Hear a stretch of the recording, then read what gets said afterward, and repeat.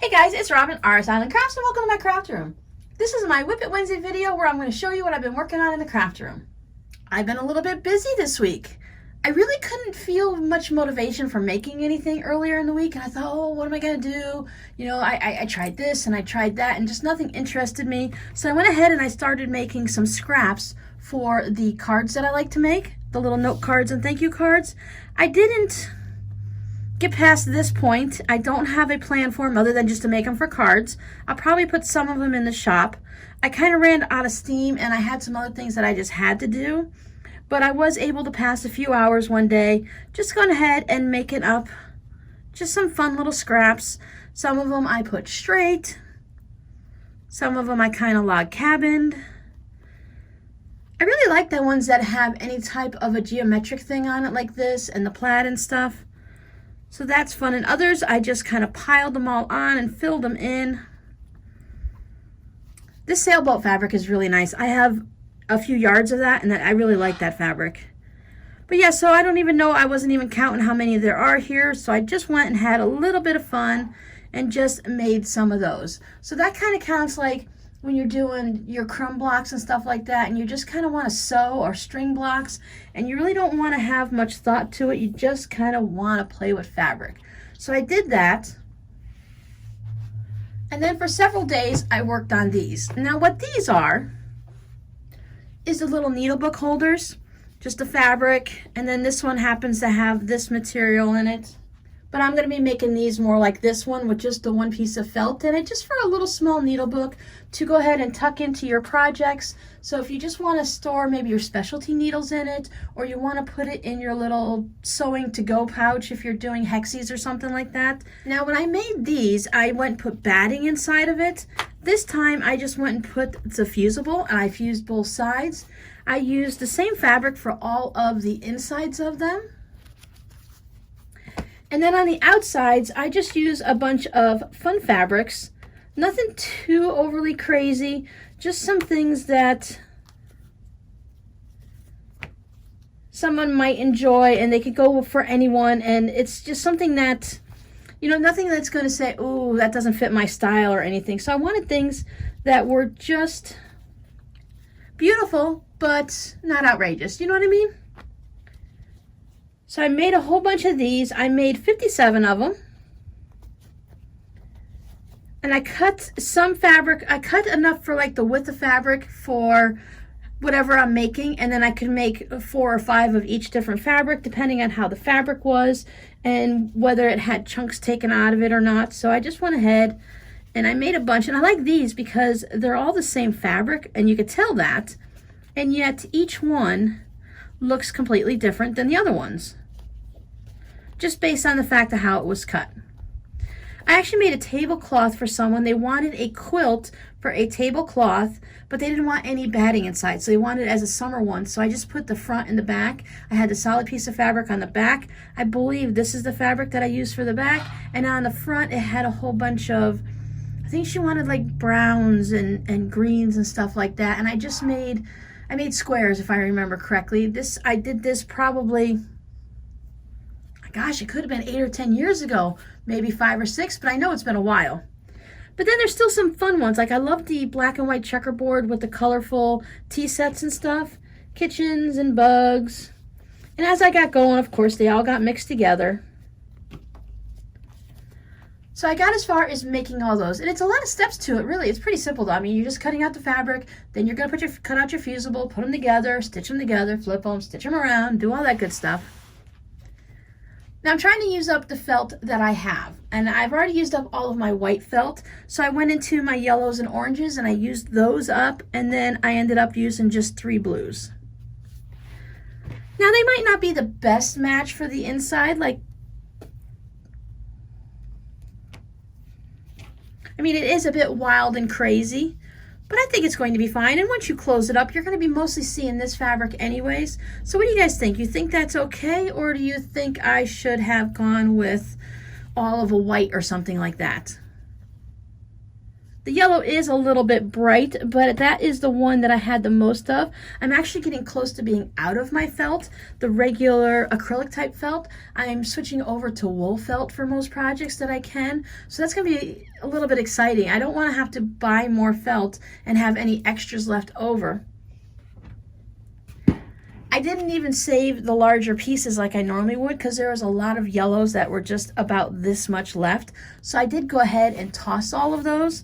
I know someone's going to say I probably could have saved them and used them, but since I'm trying to get rid of this felt and I'm really not going to do anything with them, any type of project that's going to be a felt applique, I'm going to be doing in wool felt from now on to the best of my ability. So saving these little bits like this is just going to take up space, and sometimes you just got to let things go, right? So the next step will be to stitch all of these into here and get them all folded up and set to go. So hopefully next week you'll see that these are all finished, and then that'll be it. And I think it'll be about a 4-day process. They don't take all day. I can only work on them for a little bit at a time before it totally aggravates me and drives me up a wall. But I think I will be able to knock these out in just one more day. The other finish, that's not a finish, and I'll show you why in a minute. I put the thumbs into the gloves, so the fingerless mitts, they're done, right? Well, I got all excited. I put them in. Now, these are made for children, about the 8 to 12, 6 to 10, somewhere around there. They have a bit of stretch to them, so they're going to fit a variety of ages and hand sizes. And they're made for children so that it doesn't matter a left glove and a right glove, so they can just put them on either way. But you kind of want both gloves to look the same. So here is the palm of one and the palm of the other. Can you see the difference? It might be a little hard, but this is where the little specialty ribbing ends right here. So it's going to be right along the edge of your hand. And this one ends right here. So it's going to be in the middle of your palm or the middle of your hand. Now, it wouldn't be too bad if it's on the back of your hand, but since they're interchangeable, it wouldn't be comfortable to have this on your palm. So this palm is completely empty. There's no ridges. It's just all purl stitches. So it just has that nice look to it.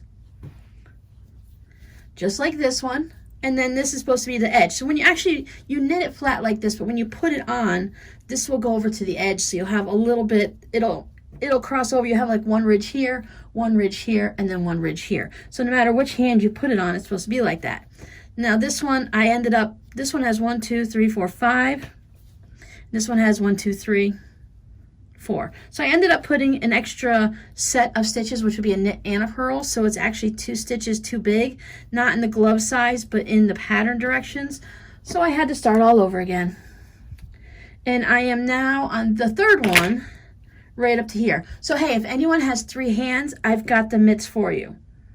So I'm going to go ahead and finish this one, and I'm not going to make another one wrong to match the wrong one, because I mean, I could do it, but I would definitely have to do a left and a right mitt, and I only need one set of purple ones, so I'm just going to go ahead and tear this out.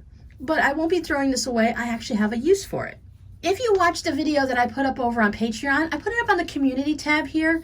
And the community tab is just a place where I can give you guys quick messages, let you know, hey, the video is going to be late, or hey, look, I found this really cool deal, or I used it this weekend to say, hey, I have a video up free on Patreon that anyone can see. You don't have to be a member, you don't have to be supporting me, so it's just a free one. So if you want to go over there and watch it, you know, please go ahead and have a good time, go watch the video. It's there for you. You can't see it on, the thing with Patreon is the links are all over on my Patreon page. You can watch it on YouTube, but if you go to my YouTube channel, you can't see the videos. It's a super secret hidden link, so even though it's free to the public, if I don't open it up on YouTube, you have to watch it through Patreon. You should be able to just go over there and watch it without being a member, or you can sign up on Patreon as if you were signing up on anywhere just to have access to the site. And you can find other creative artists besides just me. Some people put up free content, and some people you have to become a patron to see different things. So there's a wide variety of things on there. You can see people doing embroidery, you can see people sewing, they're painting, they're making clay stuff, they're just any type of artist. There's musicians. So whatever you might want to find, you can go over there and search and find something. So that's a fun thing about Patreon. A lot of times I like to go and search, and even though you have to pay to see certain content, you can kind of see how frequently they post, because you should be able to see on my page, like every Sunday I put up a video. You won't be able to play the video if you don't support me at that tier, but you'll be able to see that that video is there. So you can see that, hey, Robin's been active. She's been posting a video every week. So I kind of like what she's doing. I'm going to go ahead and join and support her and then see what's happening on her page. So if you find someone else besides me that seems interesting, that's one of the little things you can do that I use as a trick to see how active they are, because I don't want to support an artist if they're no longer making content. You know what I mean? I don't mind supporting people, and I support a couple of artists myself, but I just want to make sure that they're still active, because I kind of want to see what they're doing. I've been testing out a couple different embroidery people. You can go ahead and sign up and do your month, and then you can stop at any time you want. So if you find out, like, you start watching this one painter and you realize that they are a type of painter that you're really not interested in, like you thought they were a painter and all they're doing is really painting houses, so then you can go ahead and cancel your support and go find someone that you do want to follow. Okay, anyway, on that video I showed the yarn that I purchased to make these dragons. Well, I'm only going to make one for my son Robbie. He has a friend that does D&D, Dungeons and Dragons, with him, and apparently her dragon is this black dragon that has sparkly purple spikes and wings and all that stuff. So, oh, here, let me show you where I got this. I got this from Ravelry. It's Spring Dragons, and it's from Maritza Piper, and it's just, she created it about a year ago. I paid $2 for it on Ravelry. Now, I haven't looked anywhere else, but at one point it said somewhere that it was free, so she might have it on her blog for free. I just went ahead and paid the $2 so I can easily print it off. That's how it happens a lot on Ravelry. If you want to pull it up on your phone and watch it on a blog post or on a computer or something, and that's usually free. But if you want a easy printable that you can download, save for later, and print out, then you usually have to pay $1 or $2. No big deal. I supported her. I think this pattern is going to be really good. Robbie chose it for his friend. But what I picked up is I picked up the Scrubby Sparkle. This is a red heart. Can you hear it? It's for doing dishes. You can either make your dishcloths just with this, or it's meant to be carried along with another yarn. But what I liked is it sparkled.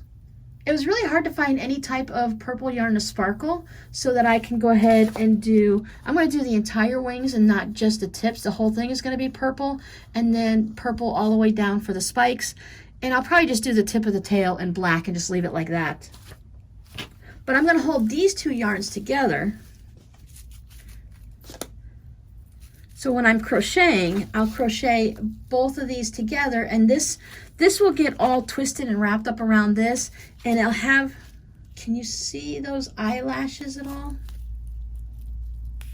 Yeah, you can kind of see those eyelashes there. So the eyelashes, I can pull them out a little bit with a pin or a needle. I can just kind of fluff it out. I haven't used this yarn in this way before, but I have used other yarns.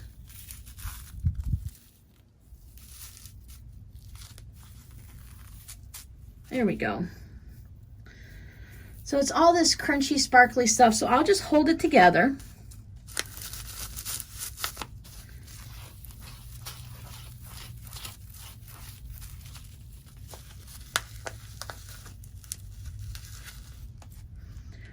And I think as it gets twisted around and stuff, it'll go ahead and make a nice sparkle. And if not, hey, I tried, right?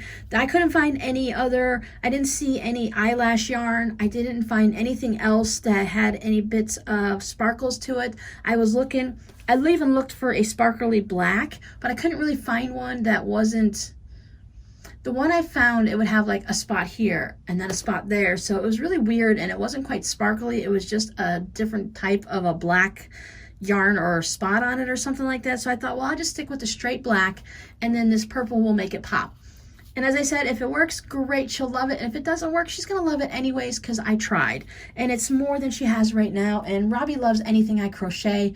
It's like his go-to gift for his friends. He just says, hey Mom, it's Wednesday, I need something on Friday, you got anything? Because he knows I usually have a tub full of stuff, but I haven't crocheted in so long that I don't have a go-to tub full of crocheted toys anymore. Which is kind of funny, because I've made several dragons, so there would have been dragons in there if I hadn't already given them all away. He would go through my tub of gifts and pick stuff out for birthday parties and friends at school. Someone's having a bad day, he would just get permission to go through the tub and find them something. So I probably should go ahead and start stocking up on things again for him. But hopefully, as an adult, everyone can wait. Her birthday has already come and gone. He got her something else little to go with it. She probably knows exactly which pattern I'm using too. I'm sure he showed her. And then when she gets it, she gets it. He says it doesn't matter, you know, soon, of course, would be nice. According to the pattern, the people that tested it out, they can just make them in a couple days. Like if you spent the whole day doing it, they crochet it up really quickly, so it shouldn't be too bad. I just got to go through my stash and find some of the fiber fill because Michael's was all out. It was really weird. So that is on my to-do list. I have already started this. By the time you see this on Wednesday, I'll have already started it. And hey, I might even have it done. We'll never know until next week, right? So I've got to work on that. I gotta finish this mitt. I have a stack of the needle books to work on. And on a day when I don't want to think and I don't want to sew, then I can go ahead and finish up working on these cards. And I've also joined the Postcard Swap, so I need to go ahead and have at least, I have postcards that are already made that I can pull from because we have certain deadlines and there's like weekly drawings and prizes and stuff like that. And if I enter the prize drawing, fine. If I don't, that's okay too. We have, I want to say there's like 200 or 250 people that are swapping across maybe 8 countries or something. I know there's a lot of us and we're spread all over the world. So that's kind of cool. I know I am shipping to Canada and the USA. I'm not giving away any major secrets of who my partners are because there's several of us in Canada and the US. So to narrow it down, you never know. All the postcards I've been seeing posted on Instagram, if you check the hashtag Postcard Swap 2020, I believe it is, then you'll be able to see all the different ones people have been trying out and testing out. Or you can go to my Ravelry page, my Instagram page, and I'll have a little picture that shows the Postcard Swap, and it's got the hashtag right in there. You can just click on it and go from there. So if I said Ravelry more than once, it's on Instagram. All these different places we hang out on online, it's easy to get everything confused, right? So that's what I'm working on this week. We've been getting lucky. It's been raining for a few days, and it's been raining hard enough and long enough that my yard floods. But no worries, it doesn't flooding in the way of, I have giant puddles, and those giant puddles turn into one giant lake in the backyard. But as soon as it stops raining, the water seeps right into the ground, and it's not a problem. It happens a lot in the summer because it'll drop so much rain so fast that the ground can't soak it up. But once it stops raining, it just soaks it up and we're good to go. So I haven't had to water my hibiscus. I don't think I've watered it but maybe once this week, which was really nice. I am going to go ahead and go out in a couple days and do a little video of the way my side yard looks and how the hibiscus are doing and the way my grass is looking. I have been going out there to weed a lot because with the new grass, all these weird, strange weeds have been coming up too and trying to smother out that new grass. So I'm doing the process of, you have to fertilize the grass and you fertilize the hibiscus, and of course now I'm fertilizing the weeds. So I'm trying to go through and pick out all the weeds so that I don't have to keep fertilizing them and they don't smother my brand new grass. So look forward to that video. I'll probably pop that one up on Patreon also as one of those freebies of the month. You can just go over and check it out. I think that's about all I have for you this week. If anyone has a birthday this week, happy birthday. I don't know, does anyone have a birthday this week? All right, that's some strange babbling you got from me today, right? I hope you guys all have a wonderful week. Stay safe, stay healthy, and I'll see you next time around. Bye.